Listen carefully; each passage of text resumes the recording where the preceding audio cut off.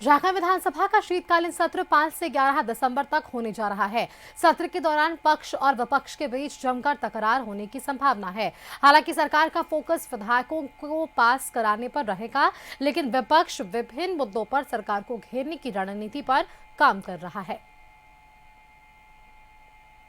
ये बोले कि हमने तैयारी कर ली है, घेर दूंगा। कैसी घेराबंदी है भाई? घिरे तो आप हैं। सरकार क्या घिरेगी? जनहित की बात करने वाली सरकार और सेवा को राजनीति को सेवा का माध्यम मानने वाली हमारी पार्टी, हमारी सरकार को क्या घेरेंगे आप? झारखंड और झारखंडी विषयों पर हम प्रतिबद्ध हैं। भारतीय जनता पार्टी को नैतिक अधिकार नहीं है कि वो किसी भी मुद्दे पे महागठबंधन सरकार के ऊपर प्रश्न खड़ा कर रहे हैं।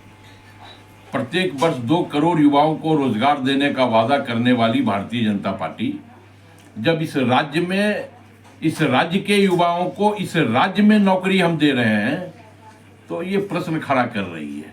इसका मतलब यह है कि वो भाजपा या चाहती नहीं है कि इस राज्य के युवा नौकरी करें। अगर इस राज्य के युवा नौकरी करेंगे तो जेपी नड्डा जी, नरेंद्र मोदी जी और जोगी जी के आह्वान पर सड़कों पे बजरंगबली का पाठ कौन करेगा? राहुल गांधी जी नेता प्रतिपक्ष की अध्यक्षता में उसमें सारा एजेंडा तय किया जाएगा। लेकिन जो ज्वलंत मुद्दे इस समय राज्य में है वो कोलैप्स कर गई विधि व्यवस्था है।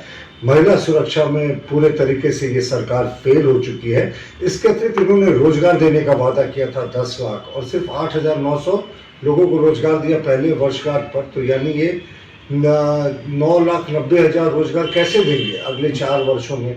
तो सरकार हर एक मोर्चे पर फेल रही है और अभी तक स्थानीय नीति नहीं बनी है। और जिस तरीके से सीजीएल परीक्षा में घपला हुआ और संस्थागत रूप ले लिया है भ्रष्टाचार में सरकार के कार्यकाल में, ये सारे मुद्दों पे चर्चा होने की संभावना है। बहरहाल अंतिम फैसला जो है वो विधायक दल की बैठक में होगा।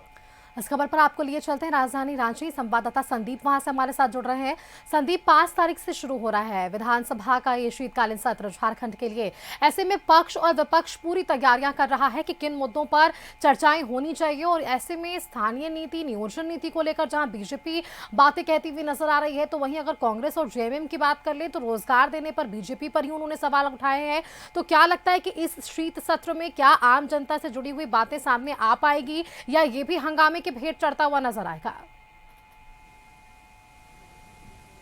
आज यदि झारखंड विधानसभा के शीतकालीन सत्र की बात करें तो 5 दिसंबर से इसका आयोजन होना है और 5 दिसंबर से शुरू होकर शीतकालीन सत्र है 11 तारीख यानी 11 दिसंबर को समाप्त होगा।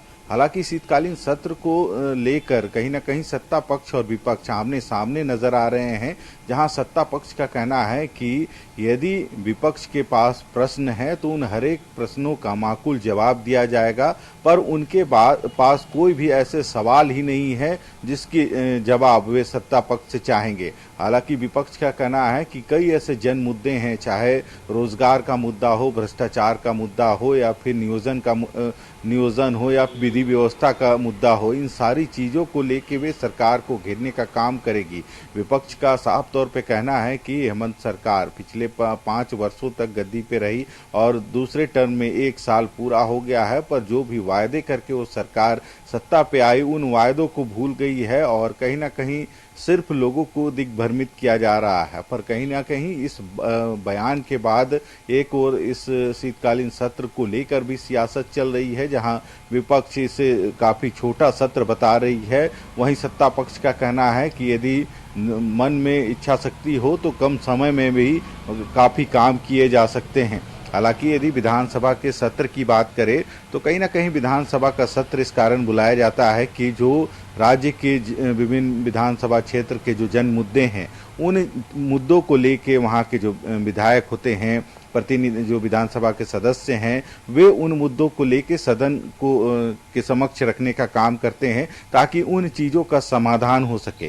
पर आपने देखा होगा कि कई ऐसे सत्र दिखे हैं पिछले दिनों जहां पे कहीं ना कहीं वाद विवाद या फिर जो प्रोटेस्ट है उसमें ही सत्र की जो कार्रवाई का आधा समय बर्बाद हो जाता है और ऐसे में कहीं ना कहीं वो जन मुद्दे गौन हो जाते हैं या फिर जो जन मुद्दे होते हैं वो सदन तक नहीं जा पाते हैं और उन पर कार्रवाई या समस्या का निदान जो है नहीं हो पाता है।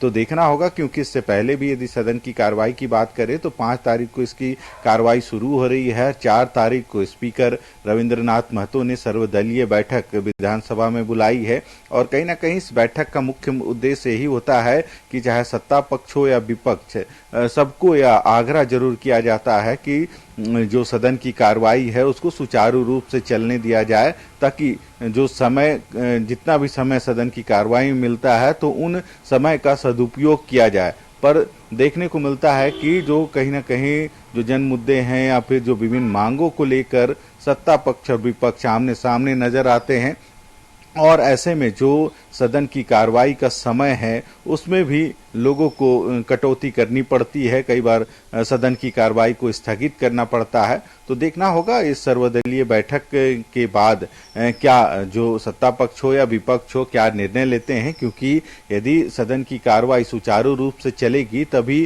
कहीं ना कहीं जन मुद्दे जो हैं वो सदन तक आ पाएंगे, पटल पे आ पाएंगे और उसका समाधान हो पाएगा। जी बिल्कुल संदीप, तो ये तमाम अब जो है रणनीति तैयार की गई है। पक्ष विपक्ष बिल्कुल तैयार है मुद्दों को लेकर, किन मुद्दों पर बातचीत होनी चाहिए, और सवाल बिल्कुल तैयार है विपक्ष की तरफ से। अब देखना है कि जवाब क्या कुछ सामने आ पाता है। बेहद शुक्रिया संदीप आपका हमारे साथ जुड़ने की और ये तमाम जानकारियां हमारे दर्शकों संग साझा करने के लिए।